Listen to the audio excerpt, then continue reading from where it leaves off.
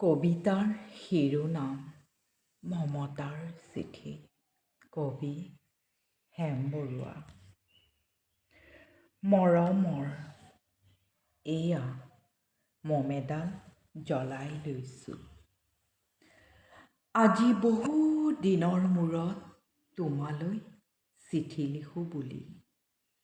বাহিৰৰ উৰুঙা বতাহজাকে মমডাল আহি কোবাইছেহি। চাওঁ খিৰিকীখন জপাই দিওঁ। 7 বছৰৰ আগৰ কথাবোৰ তোমাৰ বাৰু মনত আছেনে? আমি যে নতুন জীৱনটোৰ পাতনি মেলিছিলোঁ। মোৰ গাত সেই অচিনাকি নিচা বাৰুকৈয়ে লাগিছিল। সিদিনা আছিল কাতিৰ কুঁৱলীসনা এটা কোমল পুৱা। পদূলিত তলসৰা শেৱালিবোৰ উপচি আছিল। আৰু সন্ধিয়া মই তোমালোকৰ ঘৰলৈ নকৈ আহিবৰ দিনা আকাশৰ মেঘৰ মোহনাত হালধীয়া জোনটো নাওখন হৈ আমাক যে ৰিঙিয়াই মাতিছিল তৰাৰ দেশলৈ। মই লোৱা কঁকালৰ ৰঙা ৰিহাখনলৈ তুমি বাৰু তেনেকৈ কিয় একেথৰে চাইছিলা? মোৰ কেনে লাগিছিল জানা? তুমি যেন কোনোবা দূৰ বিদেশৰ স্বপ্নাতুৰ আলোকৰ মানুহ আৰু মই যেন তলসৰা এপাহ শেৱালি। সেইদিনা মন সাগৰত মোৰ এৰি অহা আৰু আহি পোৱা অলেখ ঢৌৰ কঁপনি জাগিছিল। তোমাৰ জানো এইবোৰ কথা মনত নাই? আমাৰ দেউতাই যে চিঠিত লিখিছিল, আই, তই নতুন ঘৰখনত হাঁহি মাতি থাকিবি।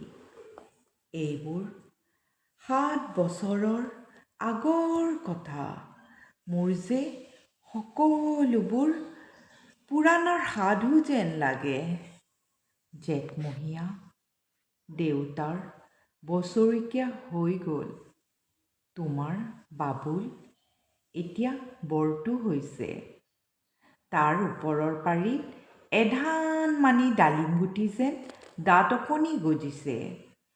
সি মোক একেবাৰে এৰিকে নিদিয়ে। কেতিয়াবা মোৰ যে ইমান খং উঠে। তুমি নাই নহয়, সেইকাৰণে। সি বাৰু মোৰ বগা হাতযোৰলৈ এনেদৰে তধা লাগি চাই থাকে কিয়? তাৰ উপজাৰীৰ পৰা এইযোৰ কাপোৰ চিনাকি, সেইকাৰণে নহয়।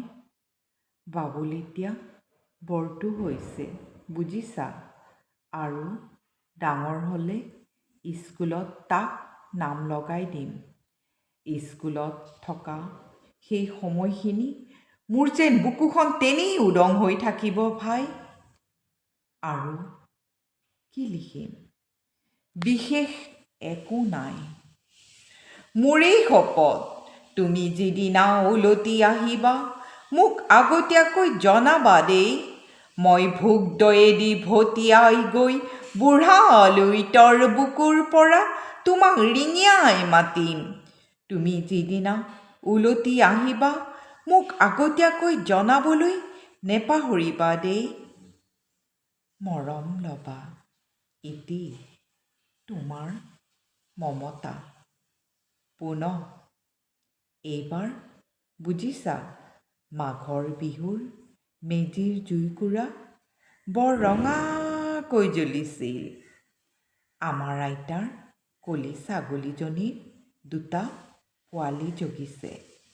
এটা সোঁত বগা আৰু আনটো পখৰা। ধন্যবাদ।